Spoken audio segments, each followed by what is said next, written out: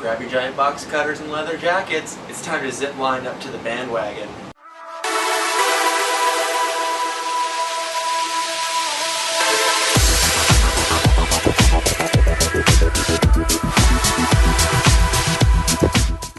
Hey there, Crypt Dwellers. It's time for another episode of the Anime Review Show here on the Otaku Crypt with me, your host, Joshy T. So, there's been an anime getting a lot of buzz online, and it's been creating cosplay and memes left and right since its short release. There's only 10 episodes of it up on Crunchyroll, but this show is everywhere right now.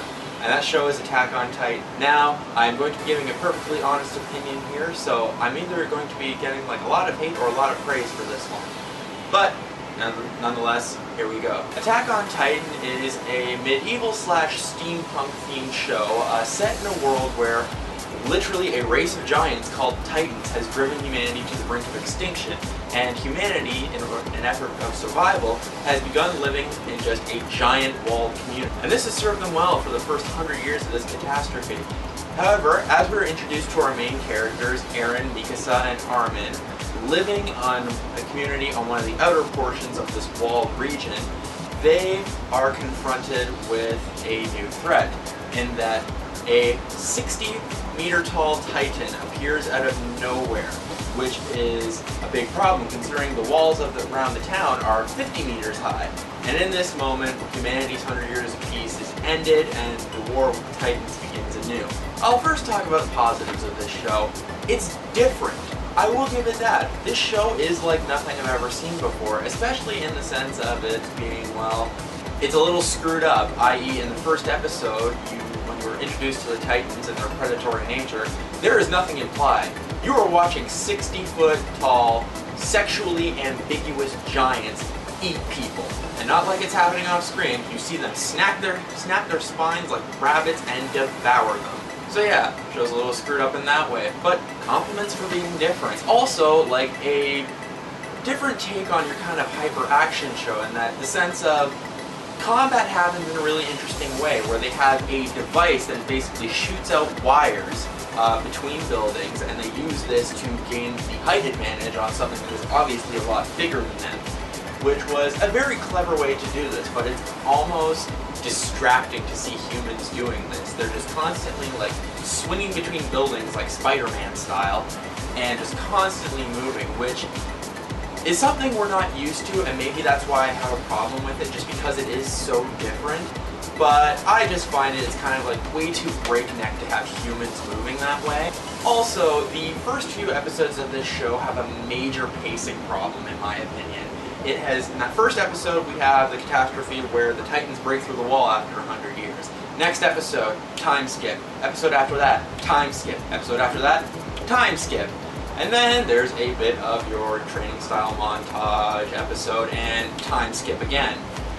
And then, after having time skip, we have a nearly 6-episode long battle, which was cool in the sense that, you know, you had a big battle and you're obviously making this hyper-action show, but at the same time your pacing has been completely thrown off. We've been used to jumping 1 to 2 years at a time, and all of a sudden we're going to spend 6 episodes, intermittently mixed with flashbacks admittedly, but 6 episodes to just have one battle. The only way I see this working is if this is going to be like a 50-episode series. If they're going for the standard like 26, this is going to be like messed up. And not in the good way, like with what's been different about the show being a good thing. But also on the positive side, I would say we do have compelling characters, maybe with the exception of Armin. He's just kind of your token crybaby. But Eren, who is our main character, is refreshing in that he's not some reluctant hero. He is a revenge-driven monster almost. He's completely obsessed with the idea of becoming strong and killing the Titans and paying them back for what they've done to his family and home. But as we get into the 10th episode, it takes the turn for the weirder, but also the kind of what's going to drive the plot forward. It's definitely going to be a main plot focus, you can tell, just because of the context. Don't want to give anything away.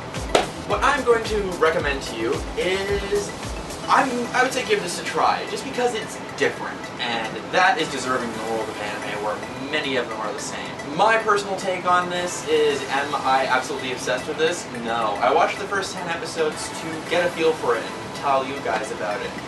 But I'm not really getting why the sudden giant influx of fandom.